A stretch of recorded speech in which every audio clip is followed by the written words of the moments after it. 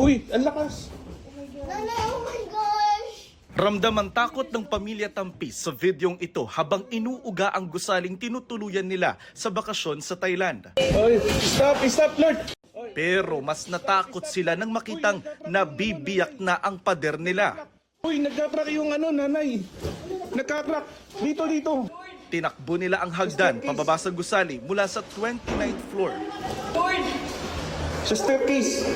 Ligtas naman silang nakalabas ng gusali. Walang tsinelas at walang bitbit na kahit ano kundi sarili at cellphone. As a designer, so parang sa amin, sa Dubai, pag nagde-design kami ng mga super high-rise, yung staircase talaga is yun yung pinaka-solid na component ng isang super high-rise. So kung anong mangyari, dapat doon ka pupunta. So nung nakita ko na nagka-crack na rin pati yung stairway wall, parang lalo kami natakot. Ang naisip ko nun parang posibleng either mag-collapse yung building or ano kasi nga nag-crack na. Nakakahilo. Nag-ano pa, tapos yung paikot-ikot pang pababa. Si Clifford naman na nakatira na sa Thailand mula 2014, nakatawag raw sa pamilya habang inuuga ng lindol ang kanyang condo unit na nasa 22nd floor. Sabi ko talaga, end ko na to. End na. So nag-thank you Lord ako, and then I was calling na yung pinsan ko to tell my mom and dad na thank you. Ganun. Until medyo hindi pa natutumba, sabi ko baka pwede pa. Nung pag-open ko yung door, doon na ako. I tried na lumabas din.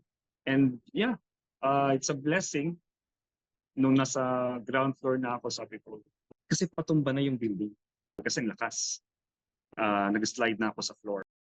Pero naglakas loob siyang lumabas at bumaba sa hagdan. Doon na niya nakita ang ibang nagsilikas na residente.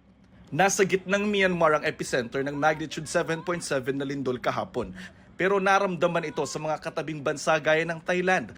Sabi ng ambassador natin sa Thailand, walang Pilipinong naiulat na nasaktan at nasawi kasunod ng malakas na lindol. Pinabulaanan niya ang kumakalat na impormasyon na may 10 Pinoy na namatay sa lindol doon. I'm denying that there are 10 Filipinos who perished. No, absolutely that's not true. May isang nagpatulong lang daw mula sa Pinas para mahanap ang anak na nasa Bangkok para sa isang meeting. Napagtagpo na namin sila, nahanap na namin. Nag-alala lang yung nanay dyan sa Manila.